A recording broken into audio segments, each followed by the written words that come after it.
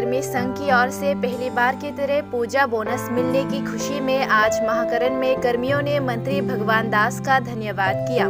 साथ ही इस दिन वे अपनी 3 सूत्री मांग सनद विभाग के मंत्री को सौंपे। मांगों में से है, भारत के अन्य राज्यों की तरह त्रिपुरा राज्य में काम करने वाले प्रत्येक मोबाइल कृत्रिम गाय प्रजनक को मासिक मानदेय देना पड़ेगा।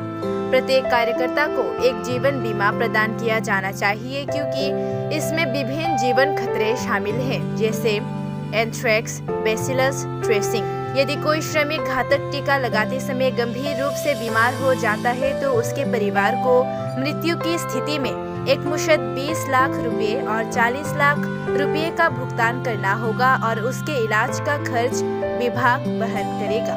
ARDA सहायक पदों पर एक साथ प्राथमिकता के आधार पर भर्ती की जानी चाहिए। पशुधन विकास विभाग के कर्मचारियों ने कहा कि इन मांगों को कार्यालय को सौंप दिया जाएगा।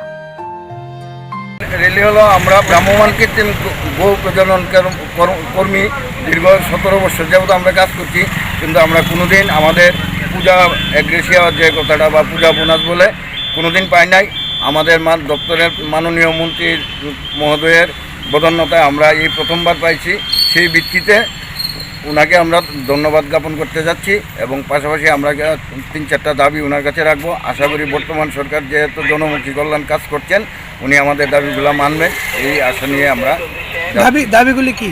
দাবিগুলো হলো, প্রথমত অন্যান্য রাজ্যের নয়, আমাদের নয় যে কর্মী আছে অন্যান্য রাজ্যে ওনাদের মাসিক ভাতা দেওয়া হয়, তাই আমাদেরও যেন সেই ভাতাটা দেওয়া হয়, সেটুকু দাবি থাকবে। দ্বিতীয়ত, আমরা যে কাজটা করি এটা সম্পূর্ণ জীবনের ঝুঁকি নিয়ে কাজ করতে হয়, দপ্তরের তরফ থেকে আমাদের লাইফ ইন্স্যুরেন্স করে দিতে হবে।